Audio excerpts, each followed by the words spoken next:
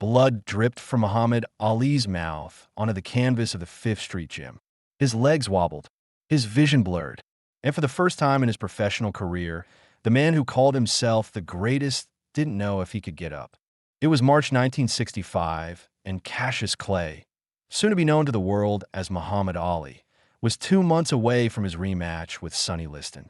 He was 23 years old, undefeated, and the heavyweight champion of the world. He'd shocked everyone by defeating the seemingly invincible Liston a year earlier, and now he was preparing to prove it wasn't a fluke. But on this humid Miami afternoon, inside the sweltering second-floor gym that had become his sanctuary, Ali was learning a lesson that would haunt him for weeks and ultimately save his career. He was learning that being the best didn't mean you couldn't be broken. The man who just put him on the canvas wasn't a famous contender. He wasn't a ranked heavyweight. He was a 19-year-old kid from Philadelphia that almost nobody had heard of. His name was Jimmy Ellis, and he'd just done something that Sonny Liston, with all his power and menace, had failed to do. He'd made Muhammad Ali doubt himself. The Fifth Street Gym was nothing like the sleek, modern training facilities that would come decades later. It was a hot, cramped space above a drugstore in Miami Beach, with a low ceiling, peeling paint, and the permanent smell of sweat and leather. There was no air conditioning, just a few fans that pushed hot air around. The ring in the center was small, barely regulation size, which meant fighters couldn't run. They had to stand and trade. Angelo Dundee, Ali's legendary trainer, had chosen this gym deliberately. It was a place where comfort didn't exist, where every day was hard, where fighters learned to embrace suffering. If you could train in the Fifth Street Gym during a Miami summer, you could fight anywhere. Ali had been training there for weeks, preparing for the Liston rematch that would take place in Lewiston, Maine. His routine was punishing: road work at 5 a.m., gym work in the afternoon, strategy sessions in the evening. He was in phenomenal shape, his body sculpted, his reflexes sharp, his confidence at an all-time high.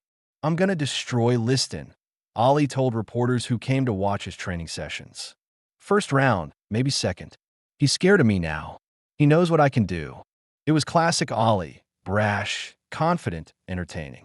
But inside the gym, away from the cameras and reporters, Angelo Dundee was worried. Not about Ali's skills or conditioning. He was worried about Ali's mindset. "Champ's gotten cocky," Dundee told his assistant trainer, Luis Saria, one morning before Ali arrived. "He thinks because he beat Liston once, it's going to be easy the next time. But Liston's going to come back meaner, hungrier. And if Ali thinks this is going to be a cakewalk, he's in for a rude awakening." Saria nodded. "What are you going to do?" Dundee smiled, but there was no humor in it. "I'm going to wake him up." Jimmy Ellis had arrived at the Fifth Street Gym 3 weeks earlier. He was a light heavyweight trying to move up in weight class, and he'd come to Miami hoping to get some rounds with decent sparring partners. He was talented but raw, with fast hands and good footwork, but not much power at his natural weight. When Dundee first saw Ellis work the heavy bag, something caught his attention. The kid's hand speed was exceptional. More importantly, his combinations came in unpredictable patterns, not the textbook sequences that most young fighters relied on. "You ever spar with heavyweights?" Dundee asked Ellis after watching him work. "No, sir," Ellis replied. "I'm only 175 pounds. Heavyweights would kill me." "Maybe," Dundee said. "Or maybe you're fast enough that they can't catch you. You interested in trying?" Ellis's eyes widened. "You mean spar with the champ?" "Not right away," Dundee said.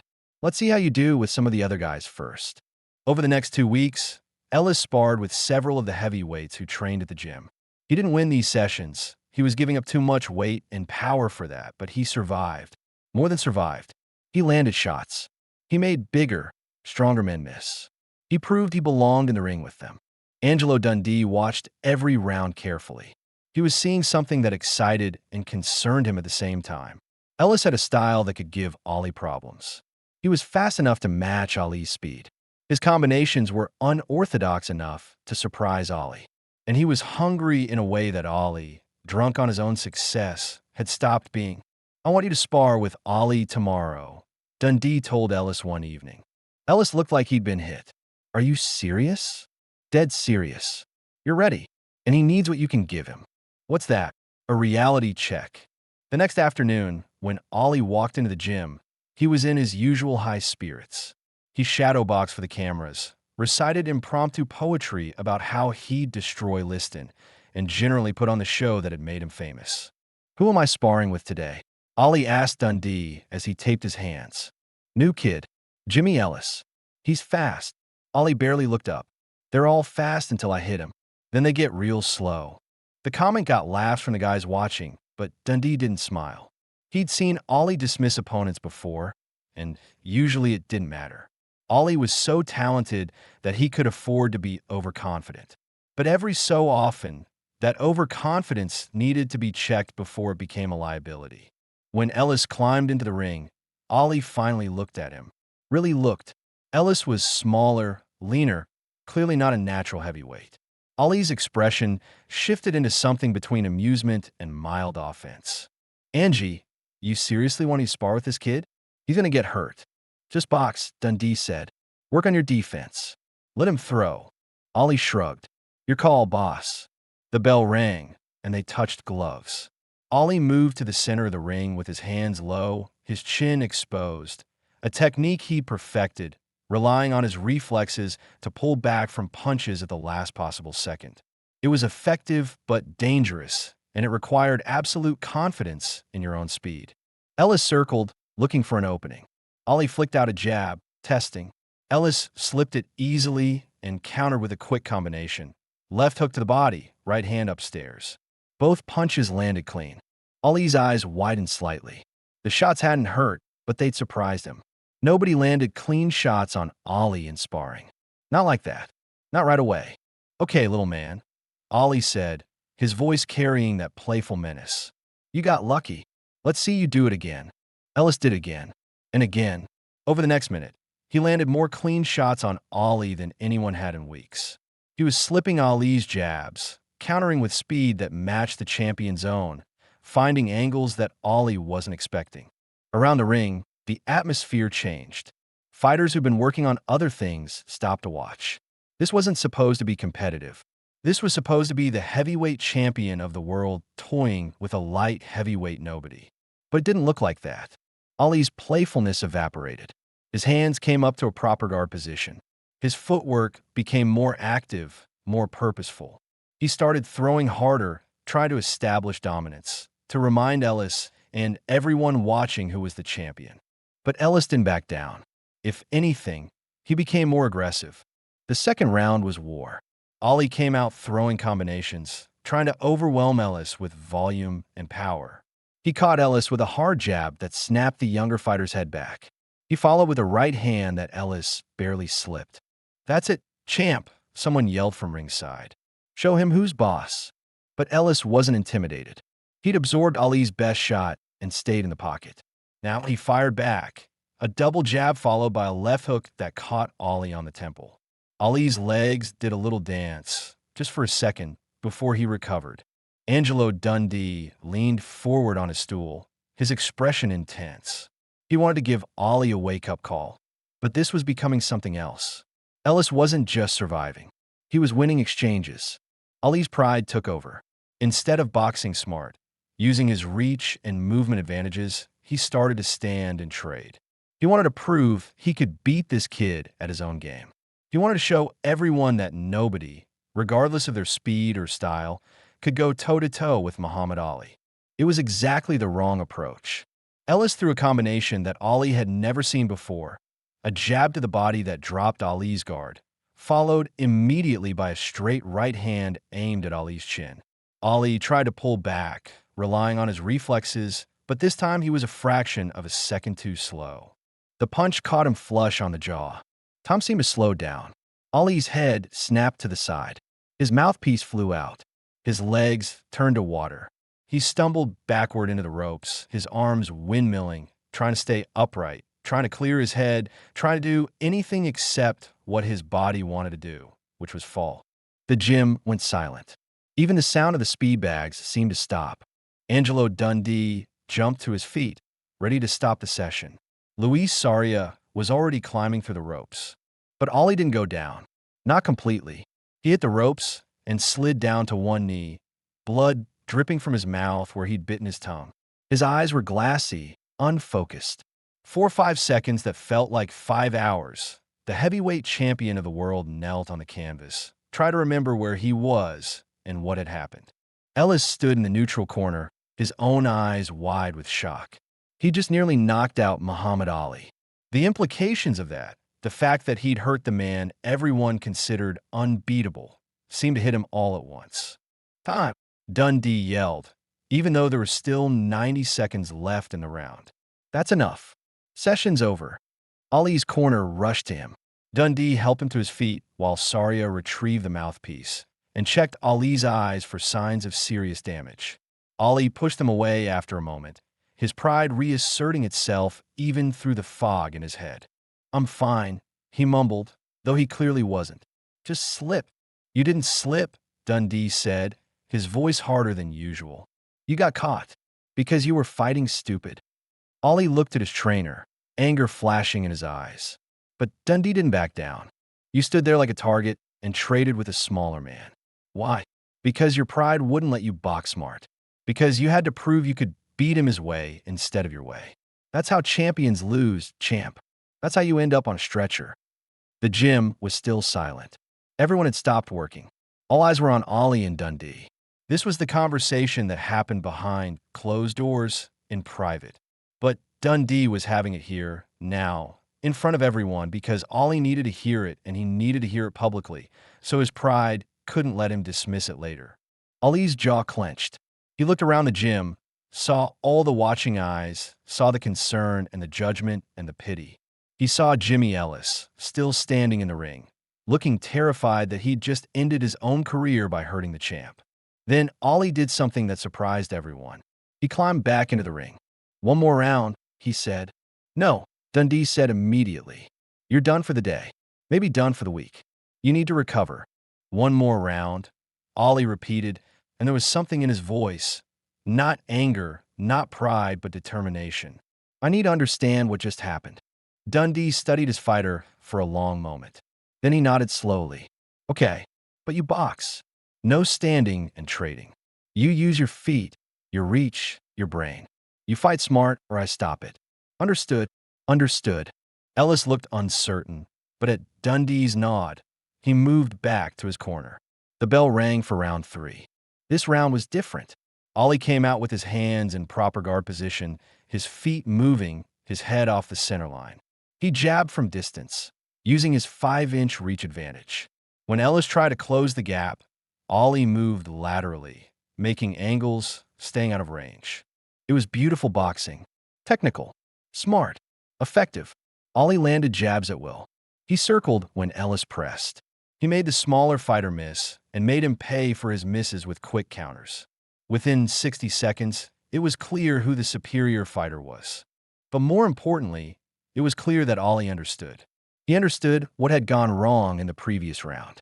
He understood why he'd nearly been knocked out. And he understood how to prevent it from happening again.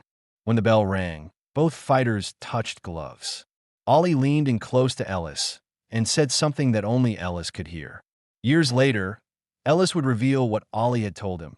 "Thank you. You just saved my life." Ali climbed out of the ring and walked past Dundee without a word. He went to his locker, sat down, and put his head in his hands. For 10 minutes, he didn't move, didn't speak, didn't acknowledge anyone who tried to talk to him. Angelo Dundee watched from across the gym, arms crossed, expression unreadable. He'd trained champions before, but Ali was different. Ali had more talent than any fighter Dundee had ever seen. But talent could be a curse if it made you believe you didn't need to work, didn't need to respect your opponents, didn't need to fight smart. Today, Ali had learned that lesson the hard way. The question was, would the lesson stick? In the weeks that followed, Angelo Dundee watched Muhammad Ali transform. Not his body, that had always been in excellent condition, but his mindset, his approach, his respect for the sport and his opponents. Ali stopped coming to the gym with his entourage of hangers-on. He stopped performing for the cameras during training sessions. He showed up early and stayed late. He worked on defense, really worked on it, drilling slips and blocks and distance management until they became instinctive. He sparred with Jimmy Ellis 3 more times before the Liston rematch, and each session was different from the first. Ali boxed smart, using his advantages, never standing in the pocket to trade punches when he could move and counter. He treated Ellis like a legitimate threat, which made him better, sharper, more focused. What changed? Luis Saria asked Dundee one afternoon as they watched Ali work. He realized he's not invincible, Dundee replied. And that's the best thing that could have happened to him. When Ali faced Sonny Liston in Lewiston, May on May 25th, 1965, he was a different fighter than he'd been 2 months earlier. He was more careful, more technical, more willing to take his time and box smart rather than standing and trading to prove a point. When he knocked Liston out in the first round with the phantom punch that would become legendary, it was because he'd set it up with distance management and footwork, not because he'd stood toe-to-toe and brawled. Jimmy Ellis went on to have a successful boxing career. He became a sparring partner for Ali's most important fights, and eventually, he won the WBA heavyweight title himself in 1968. But he never forgot that afternoon in the Fifth Street Gym when he nearly knocked out the greatest boxer in the world. People always ask me about that day, Ellis said in an interview years later. They want to know if I really hurt Ali, if I really almost knocked him out. And the answer is yes, I did. But that's not the important part. The important part is what Ali did after. He didn't make excuses. He didn't avoid sparring with me again. He learned from it. That's what made him great. Not that he never got hurt, but that he learned from getting hurt. In his later years, when Muhammad Ali was no longer the brash, confident champion, but an aging icon dealing with Parkinson's disease, he reflected on his career with a wisdom that came from experience and struggle. One of his former training partners asked him about the scariest moment of his career. Most people expected Ali to talk about his fights with Frazier or Foreman, the brutal wars that defined an era. But Ali's answer surprised everyone. The scariest moment was that day in the Fifth Street Gym when Jimmy Ellis knocked me down. Ali said, his voice quiet but clear. Not because he hurt me physically, though he did, but because for the first time, I realized I could lose. I realized that all my talent, all my speed, all my confidence meant nothing if I fought stupid. That moment of fear, that moment of doubt, it saved my career. Because it made me respect the sport again. It made me understand that I had to earn greatness every single day. It couldn't just be given to me because of who I was or what I'd done before. He paused, then added, a lot of champions lose because they stop learning. They think they know everything. They think their natural ability is enough. But boxing always has more to teach if you're willing to listen. And sometimes, the best lessons come from the sparring partners nobody's ever heard of. The story of that sparring session remained relatively unknown for decades. It wasn't the kind of thing Ali talked about publicly during his fighting career. Champions don't like to advertise their vulnerabilities, especially when they're building a mystique of invincibility. But among trainers and boxing insiders, the story became legend. It was whispered about in gyms, used as a teaching tool for young fighters who were getting too confident, too comfortable, too willing to rely on talent instead of technique. Angelo Dundee told the story occasionally, always with the same message. The best thing that can happen to a talented fighter is to get humbled before it costs him a title. Ali got humbled in sparring, where the stakes were low. He learned his lesson when it didn't cost him anything except pride. That's why he went on to become the greatest. Because he learned to combine his natural talent with discipline, respect, and smart fighting. The Fifth Street Gym, that hot, cramped space above a drugstore in Miami Beach, was eventually torn down in 1993. But its legacy lived on in the fighters who trained there, the champions who were forged in its oppressive heat and unforgiving ring. And perhaps its greatest legacy was that afternoon in 1965, when Muhammad Ali learned that being the greatest meant more than just having talent. It meant having the wisdom to learn from your mistakes, the humility to acknowledge your vulnerabilities, and the discipline to fight smart even when your pride wanted you to fight tough. Jimmy Ellis put Ali on the canvas that day. But what happened after? Ali's willingness to learn, to change, to become better. That's what made him truly great. Because anyone can fall. The real test of a champion is whether they get back up smarter than they went down. Muhammad Ali got back up, and he never forgot the lesson that a 19-year-old kid from Philadelphia taught him about respect, discipline, and the thin line between confidence and arrogance. That's the story nobody tells. The day the greatest almost fell, and the day he learned what it truly meant to be great.